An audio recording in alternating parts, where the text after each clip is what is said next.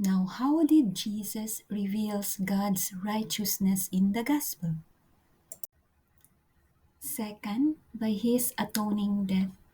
The death of Jesus Christ provides righteousness for sinners. That is why his death became a substitutionary grace.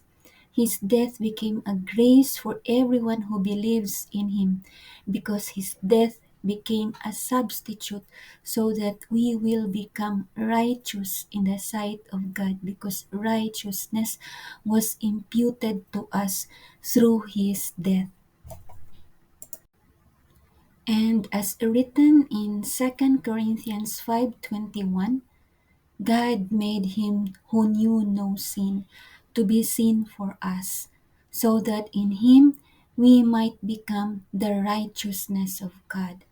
So through Jesus Christ, we become righteous in the sight of God, and that is through his death and resurrection on the cross. Furthermore, in Romans 4:25, Jesus was delivered over to death for our sins and was raised to life for our justification. Now, none of us is justified in the sight of God because all of us are sinners and wicked in the sight of God. Nobody is righteous. But through the resurrection of Jesus Christ, all of us are going to be justified in the sight of God. But this is for those who believe Jesus Christ. We are going to be justified in the sight of God. Now, what's the implication of this?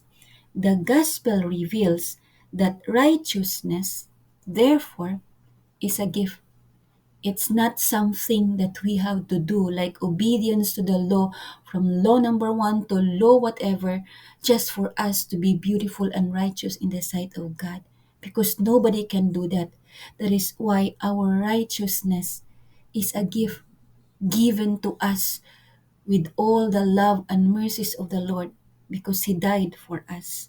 And we receive it by faith, that by faith we believe that we are cleansed and justified in the sight of God. So this is not therefore a product of our own self work or self effort, but all were done by Jesus Christ on the cross.